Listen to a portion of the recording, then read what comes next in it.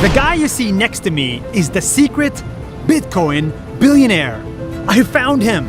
He is the one who turned a $5,000 investment into $1 billion.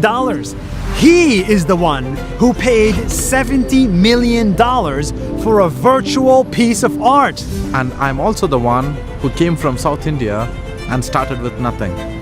For the first time ever, I want to tell you the story of Meta Koven. This guy from South India did not grow up with money. In fact, for most of his life, he could not afford to buy a laptop. He could only afford to buy a flash drive where he kept all his files. At the night, I used to borrow my friend's laptop when they're just going to sleep, and then I used to use my pen drive and learn how to code. And on the internet, he saw opportunity. So he learned how to code and how to build websites. Simple websites that do simple tasks. So I remember one of the websites I built on which anyone could hire a freelancer for $10.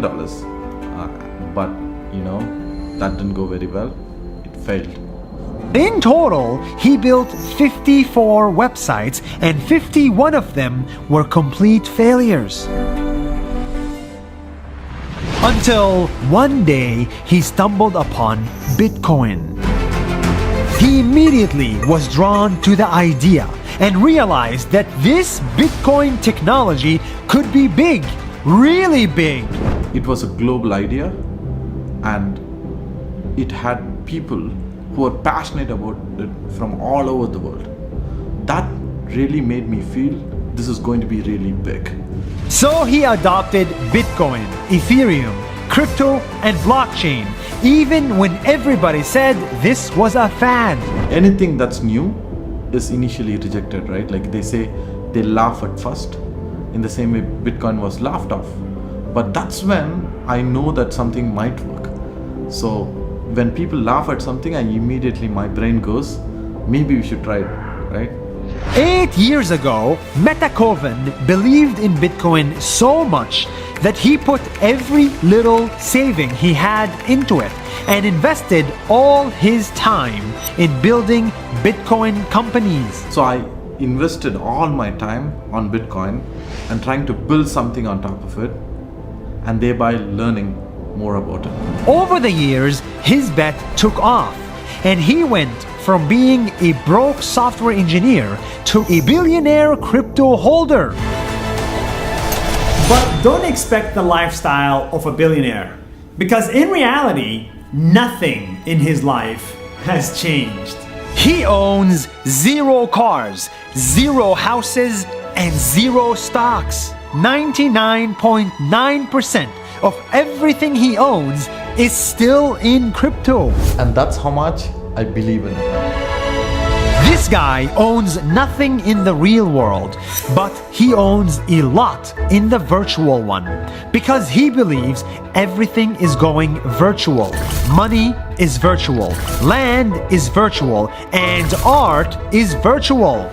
Apparently, his jacket is also crypto. How exactly is this crypto?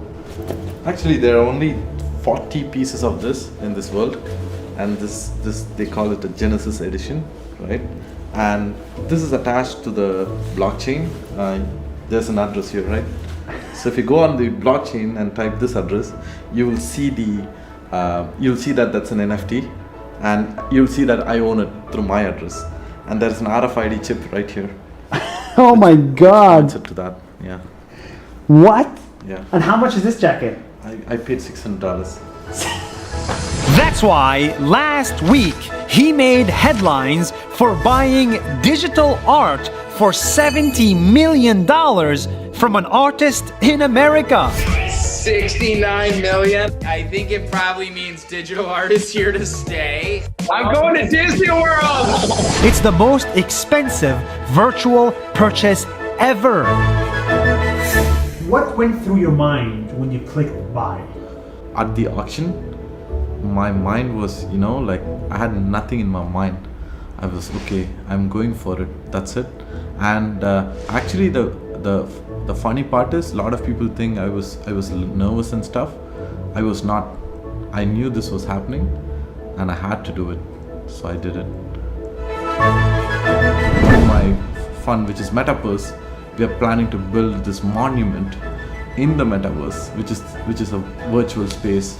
So we have land there, and we are going to build a huge monument and put this art there so that people can enjoy the 440 million pixel art in its true form, because it's a digitally native picture. For this guy, buying a $70 million piece of crypto art was not just an investment, it was an act of support. He wants to support creators, artists, singers, musicians, people from all around the world, from any race, any gender, any color.